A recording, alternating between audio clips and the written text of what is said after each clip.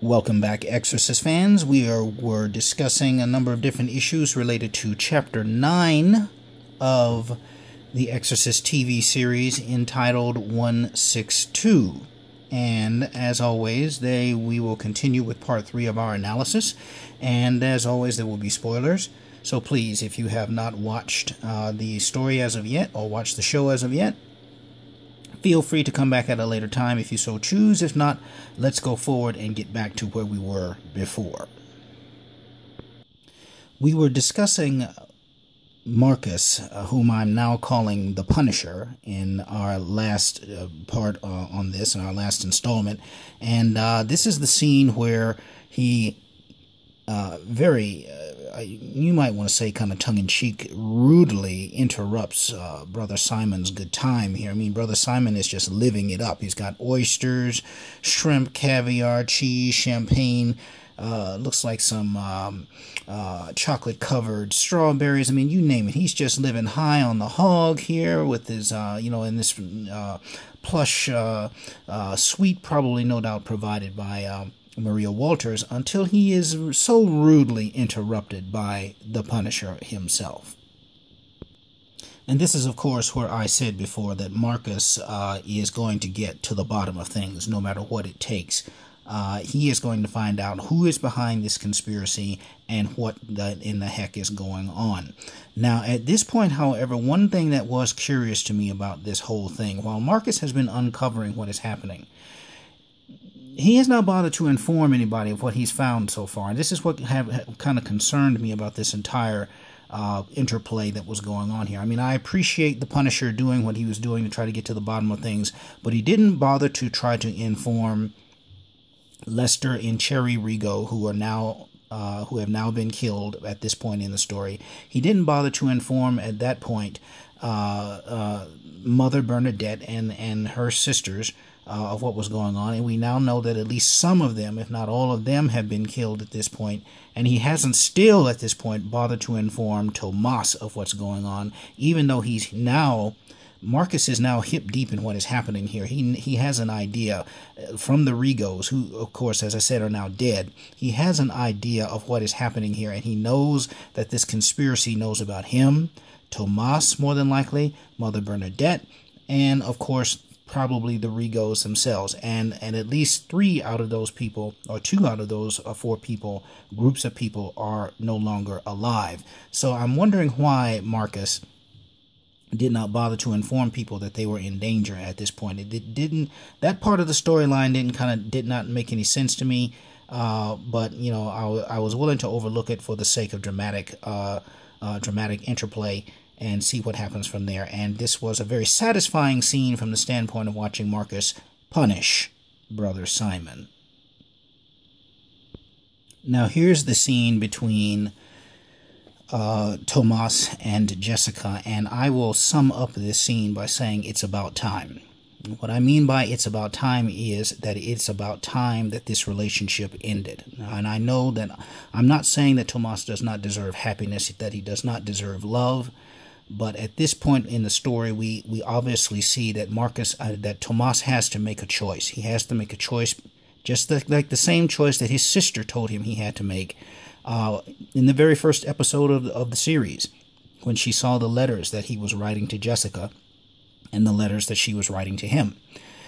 That choice is, he can either serve God or he can serve his own needs and desires. He can't do both, especially not with the situation that he finds himself in. It's too serious. And the commitment that Jessica wants from him, which may in fact be in some ways self-serving, is not compatible at this point in Tomas's life with the commitment that he has decided to make to God, to the church, and effectively to the Rance family at this point. And one of the things we see about this is very interesting to me. Tomas says that he is tired of not being the kind of man that God wants him to be, basically of disappointing God and not living up to his vows.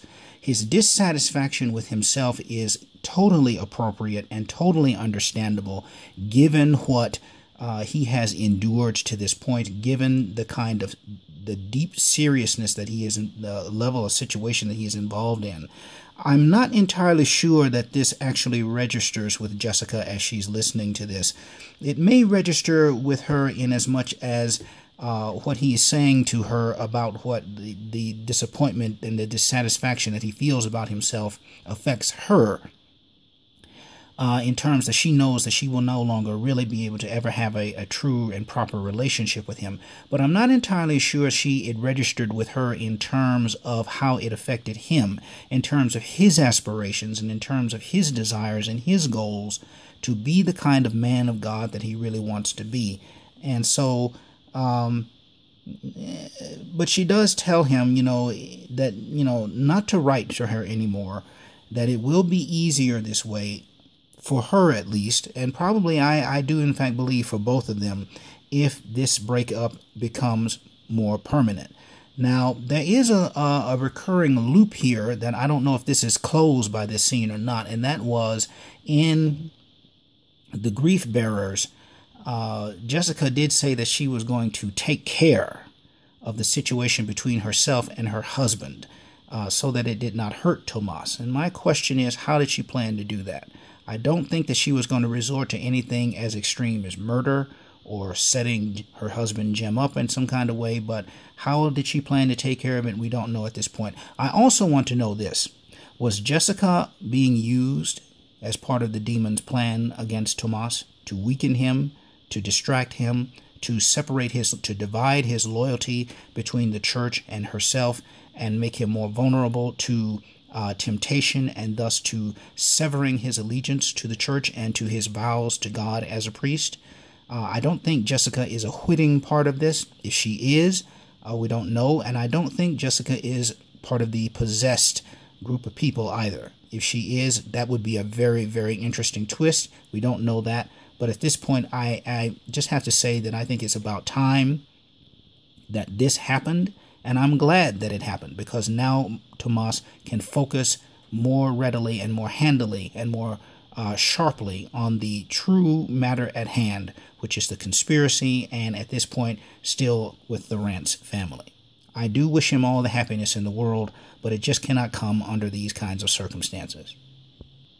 Okay, so we're back to the Punisher again in this follow-up with between himself and Simon, and this is where Simon confesses to, well, at least he accepts responsibility for the deaths of Lester and Cherry Rigo, but he also admits to Marcus at this point that the assassination plot against Pope Sebastian is in fact underway, and that the demons do in fact have this as their goal. Now, what's interesting to me about this is that, this is not the first time that there's been an assassination attempt against a modern pope. If some of you may remember, some of you may be old enough, and some of you just may have studied it from history, if you're a Catholic or if you're a history buff, that JP2, John Paul II, there was an assassination attempt against him in 1981 by a man named Mehmet Ali Agca, in which JP2 was, in fact, critically wounded in that assassination attempt and had to spend, I think, somewhere around 30 days or so convalescing after that assassination attempt failed. It failed, but it was successful in terms of the fact that John Paul II was, in fact, shot. So this is not the first time, in modern history anyway, that we've had an assassination attempt against a sitting pope. So in this fictional realm, it will be interesting to see how they try to carry this out. We already know that they were going to use a possessed demoniac, a homeless guy, to try to be a patsy. Now that guy is dead, we're going to see what other kind of plots are going on. Simon did say that he was going to be the one to walk up to the Pope's motorcade, open the door, and I guess either shoot, stab, or whatever method, maybe try to blow up the motorcade car or something, or whatever. But he was going to try to do this. Now, I quite frankly don't know if I believe Simon here. I don't think that this assassination plot, if that's what it is going to be that unsophisticated. Just try to walk up to a protected motorcade limousine, open the door, and blast a couple of holes in the Pope. Do you really believe that these guys are that unsophisticated, that stupid, that they believe they're going to succeed? Maybe even with demonic help here. I think that something else is going on here. Let's wait till we're going to see what happens this coming Friday, but I think there's something else going on here. I think this is a strategy of misdirection on Sebastian's part to mislead the Punisher, to mislead Marcus as to what's really going to happen here. I don't think this is that unsophisticated. Now, of course, we have the scene where Casey and Catherine have informed their father that they now believe, Casey especially, of course, now believes that Angela is not Angela. For whatever reasons, Casey informs her dad, for whatever reasons and however it happened, the demon has in fact jumped from Casey back into Angela, and they need to get out of there now while they can make an escape. So at this point, Casey has awoken her dad surreptitiously and gotten him downstairs where she and Catherine are already ready to go. And they are getting ready to go, but of course, the predictable in this sense happens, and this is something that I think most of us who are watching the show already could have realized was going to happen once we saw this scene going on. The door slams shut of its own accord, or at least under supernatural demonic power, and Angela comes down the stairs and says, "Time for a family meeting." They've been discovered, as any of us probably could have predicted that they would be, and now it's time to face the music and pay the piper for this act of disobedience, as Pazuzu/Angela calls it later. Angela is now holding the family hostage where they cannot escape, and she has now revealed a number of things to them as to why these things are going on, not just with the repossession or integration of Pazuzu with Angela, but the entire idea of what the angels are up to and why they're doing what they're doing. She reveals to them, of course, that not only was the demon invited by Angela to reoccupy her body. She doesn't reveal to them, by the way, interestingly enough, why the demon was invited. Pazuzu just says that I was invited here. This is integration, not possession. In other words, this is something that I was given permission to do. It was not something that I forced on Angela. And so, although the demon doesn't tell them why Angela invited Pazuzu to retake her body, I think the family can pretty well easily guess why. And we know why, of course. It was to save Casey's life. But I think that they can figure this out. They're not idiots. I think they can figure out why a mother would, or father in that case, if it was Henry in that situation, would choose to sacrifice himself for his or her child. What parent worth salt would not be willing to do something like that? But nonetheless, this is what Angela tells them. Pazuzu tells them that he was invited to retake Angela's body, and that this is integration and that this is permanent. However, let me suggest something. I'm not too entirely sure I believe this idea of integration being permanent. Not only, of course, is that not a doctrine I've ever heard of in real Catholic lore or real Christian lore or even real demonic lore, but it also, in this particular case, doesn't seem to me to be perhaps necessarily true even in this fictional universe of the idea of permanent possession. Unless that is, of course, Angela has submitted to the demon, willingly submitted to the demon, and is not only willingly submitted to the demon, but chooses to continue to maintain that relationship without any kind of opposition, without any attempt to expel the demon from her own body, her own mind, her own soul. In other words, if she chooses to willingly continue to submit to the demon. If she, however, in my opinion, says, I no longer want you here, and she makes the kind of plea to God that seems to be the case, that it would kick the demon out with enough effort, I guess, then it doesn't seem to me that integration cannot be followed by disintegration. So I'm not entirely sure I believe this notion that integration is permanent. However, the next thing the demon reveals is its motivation. That is the motivation that has spurred the firstborn since the beginning of time, since humankind was created: jealousy and hatred. The demon says God created mankind, this weak, fleshly, creature made of matter, made to experience all of these sensual delights that the firstborn could never have. They are not full spirit beings. They are mortal. They're made of flesh and blood.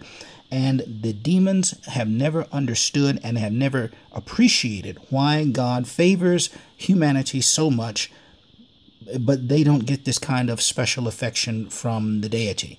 Angela says God was not satisfied with our perfection, so he made man mortal, and giving them free will so that they could choose all these different things, and giving them all of these toys and playthings for them to have in this sandbox, as Angela says, called Earth. And yet we, the firstborn, fallen angels, those who rebelled against God's authority, we never got to experience all of these wonderful, delightful things. And so this is the impetus, this is the motivation for the jealousy and hatred of all demons for all time against humankind.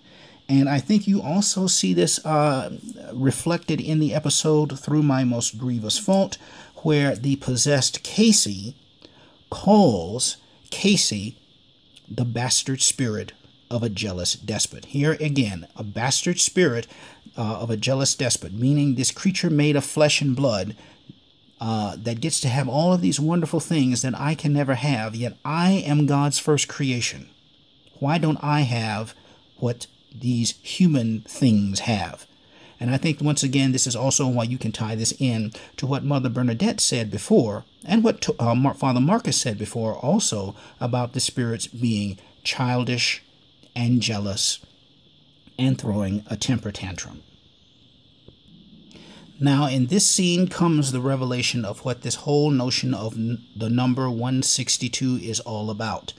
We finally find in this scene that Tomas is at St. Anthony's, and he's looking at the book The Devil in My Daughter by the late Chris McNeil, and he finally sees what, based upon these clues that are given to him about the feather that is in Tara's hand, and other things that go on, he finally starts putting some pieces together. He gets Tara to give him the book, and he reads from the passage, the page 162, and the paragraph that says, "I knew then that the demon would never ever stop." Basically saying that it would never stop trying to gain repossession of Reagan, and that it would keep looking for efforts to do this until the end of time. This is the clue that Tomas finally needed to recognize what happens next. That is, that the demon has not left the Rance family alone. That it was, in fact, never even exorcised from Casey. That this was a great trick and a great deception by the demon, and that the whole plan from the beginning to try to regain control and possession of Angela has in fact succeeded. Now Tomas realizes what he must do. Now he realizes that he must go to the rescue of the Rance family post haste, as quick as he can, because he now recognizes that none of the efforts that he and Marcus and Bernadette were attempting to obtain actually succeeded. He now recognizes that the fight is not over, that it's really only just begun, and he now has to rush to the salvation and the defense of the Rance family. Now we are at the point where Marcus has been captured by Simon and his cohorts, and now we see that Simon has also informed Marcus that the demons apparently have approached Pope Sebastian in the past when he was an apostolic ambassador from the Vatican to whatever state or country he was an ambassador to. He was an apostolic nuncio, that's what that means. And now they offered him a chance to be part of their society, as it were, long before, and he turned them down. And now Brother Simon is about to try to do the same thing with Marcus, and he invokes the Vocare Pulveri ceremony ritual to see if Marcus will in fact become one of them by summoning the demons forth to see if Marcus will accept demonic possession. Now, this is something that the demons have said before that they wanted from Marcus. If you remember in Through My Most Grievous Fault, one of the things that the demons said when Casey was possessed by it was, when Marcus asked, "What is your name, demon? What do you want?" One of the things it said is, "You with us." an excommunicated priest would make quite a jewel in our crown. And I think that the demons have wanted Marcus, amongst others, for a long time, because they sense, again, to me, they sense the power in him. They sense the what it would be for them to have such a great person like him on their side, if he will submit, which I don't believe that he will, but we're going to see what happens. This is the final climactic scene that brings it all together. This is where Angela demands complete and utter absolute obedience from the rest of the Rance family, or she will, in her words, hurt one of you. And I think, quite frankly, that she was ready, in fact, to kill Casey if she did not have the complete and absolute obedience of the Rance family. This is where everything comes to a climax in the story. The demon demands utter submission by everyone, not just Angela, but by everyone else in the Rance family. It tells them that they are going to go see the Pope tomorrow, and they're going to effectively watch him be killed, and they are not going to do a dang thing about it, and they're not going to say a dang thing to anybody else either, and everything will go on as the demon desires. But there's a big interruption to this whole process. As Casey is being choked to death, in comes the Rance family's, we hope to be, salvation. In bursts our hero, Father Tomas Ortega, and he rides to the salvation of the Rance family, we hope, in an effort to confront Pazuzu and hopefully try to save not only Angela, but the rest of the family as a whole. Now here's where I will end my analysis, and in the 3 parts of this video for my review and look behind the curtains of 162. I'm looking forward to the season finale this coming Friday, and like the rest of you, I hope that we're going to continue to see more season finales of The Exorcist as time goes by, because I would like to see this series renewed, just like you would. And so I'm going to say, here's one other thing that I will add, however, that I would really wish that they had not killed off a lot of these auxiliary characters so quickly. Chris McNeil, I don't know if Father Bennett is dead, hopefully not. The Rigos, Lester and Cherry Rigo, Mother Bernadette, I think it was all too soon for some of these characters to just drop off like that. I really wish we had seen some further development and continuing contributions by some of those characters in further episodes and further seasons. But hopefully we'll see what they have in mind for, next season 2. Hopefully there will be a season 2. Do what you can to help promote that. Tweet about this story. Blog about it. Make videos about it. Get on Fox's website and leave your comments. Vote it up on different websites and other things. Do what you can to tell Fox that you really enjoy a quality series like The Exorcist, and you want to see good writing and great acting. All of these actors have been marvelous. I have to say it. They have been marvelous. Every last one of them. Do what you can, though, to promote The Exorcist and let people know, let Fox know that you want to see a season 2, and you want to see this story return for even more great storylines and even more seasons after that. Until then, chaps and chapettes, we'll see you next time. I will do a review for the season finale, and after that, we'll see what happens. Hopefully our efforts will be successful to let Fox know that we really love this series and we want to see it come back. Until then, we'll see you next time. Cheerio for now.